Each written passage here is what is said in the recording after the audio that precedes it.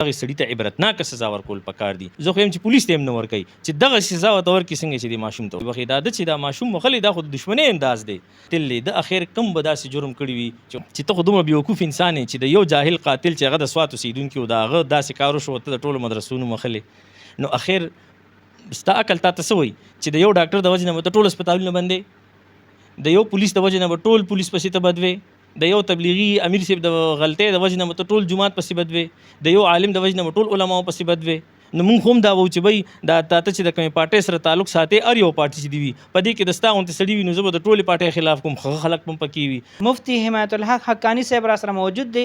د هغه ماشوم باره کې او د هغه استاد باره کې تپوس ته کوو چې آیا دې استاد ته کومه سزا پکار ده؟ استاد ته هغه سزا پکار ده په کومه سزا باندې چې دا ماشوم شهید کړی دی.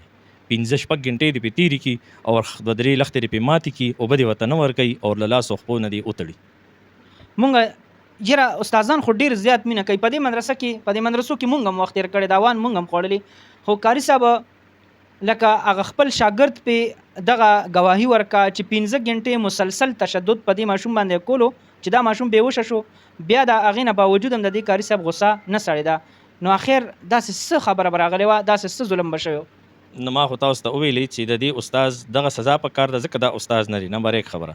نمبر 2 خبره دا ده چې دا یو قاتل او دا یو بدماش او دا یو د کچې یو ډاکو چې د ګیره پریښي وه، برېتې کټ کړي او یو سپینه ټوپۍ په سر کړي وه او د قاریانو لباس یې اچولی. دا په حقیقت کې غلو، دا په حقیقت کې قاتلو، دا په حقیقت کې ډاکو، دا په حقیقت کې مفرورو. اور زم چې دا سلمان نشي کېدی چې هغه په سینه کې زړه لري، ځکه یو شاعر وایي په لیدو د زخمی زړه چې زخمی نشي نو شین کاڼې د صحرا دی. خبره دا ده چې په 15 غنټې کې په ده ترس رانلو نو دا خو انسان هم نه دی. دې سواد د دې واقعې د وجې ډېرو خلکو د مدرسو نه نفرتونه پیدا شو چې په مدرسو کې داسې قسم حالات دي. څه خلکو په ډېر زیات سختې خبرې مو کې، تاسو به څه پیغام ورکوئ؟ ګورئ جی، مدرسه د بهترین تربیت یو بهترین ځای دی. که نه نو په هره مدرسه کې په سوونو باندې ماشومان هغه مور و پلار راوستي وي او پکې داخل کړي وي. نو دا د مدرسې د بهترین تربیت ځای دی. په حقیقت کې داسې ده. خو ګوره ما تاسو ته وویلې که یو سړی غلط شي نو د غلط سړي متعلق یو پیغام ورکول پکار دی. د مدرسو نوم اخیستل هیڅکله نه دي پکار. مونږ چې چا پسې منځونه کوو، مونږ چې د چا نه فتوی اخلو، مونږ چې د چا اتباع کوو او د چا په مسایلو باندې مونږ عمل کوو، د حلال او د حرام فرق کوو، هغه د دغې مدرسو نه اوتي خلک دي. نو که زه مدرسو ته غلط وویم او یا په مدرسه الزام شروع کوم نو دا خو زما بېوقوفتوب دی.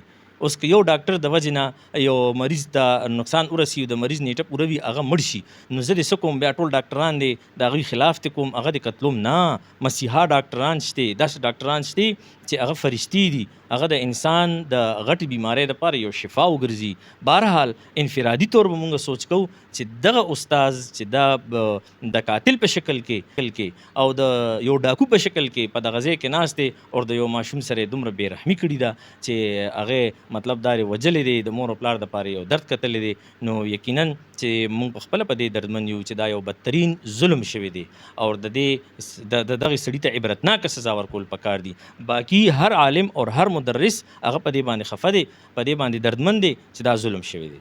بالکل څنګه چې د ویډیوګانو کې راله د خلکو خپل جذباتو پای کې د هغه ماشوم ترو غالبا چارالو چې ما لږ ساعت مخکې دې سم دم راوستو او اوس راته لاش پروت دی.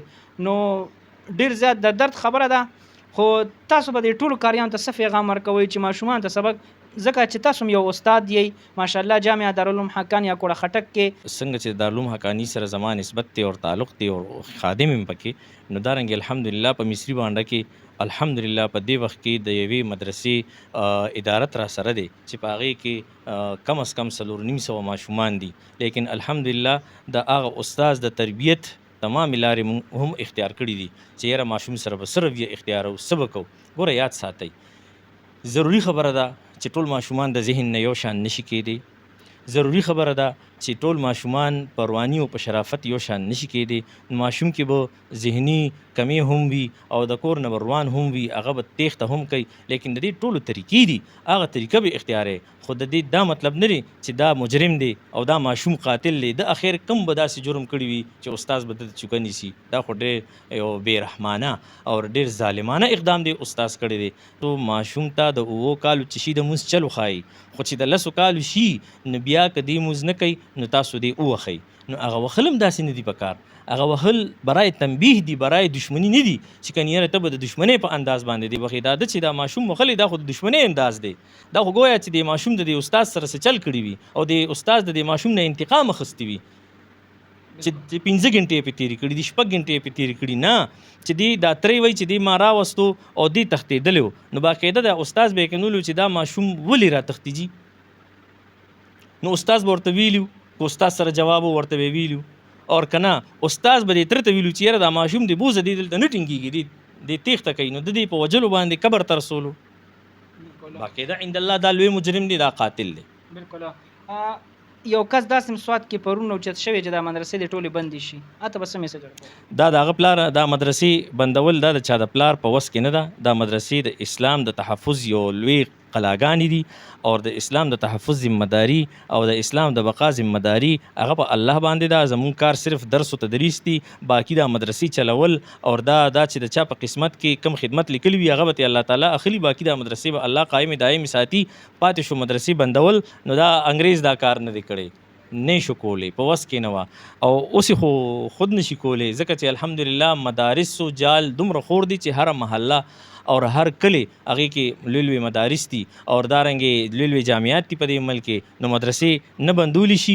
اور که ته په داسې حادثه باندې د یو جاهل قاتل بزدل درنده په کار باندې ته تمام مدرسو د بندېدو چغې وخي، لکه دا زینو مخلم دغه ډاکټر امجد دی که څه بلا دی که نه چې هغه دا خبره کړې ده په خپل هغه احتجاج کې، نو اول خو زه هغه ته دا ویم. نو بهرحال دا خبره خو بالکل غر سره ډکر وهل دي چې یو انسان دا وایي چې زه ټولې مدرسې بندوم. ټولې مدرسې بندول دا د جهالت خبرې دي. باقاعده مونږ احتجاج هم منو، غصې هم منو، جذبات هم منو، او هغه دا چې پولیس نه دا مطالبه وکړي چې دې سړي پسې ولګي او باقاعده د سزا انتخاب دی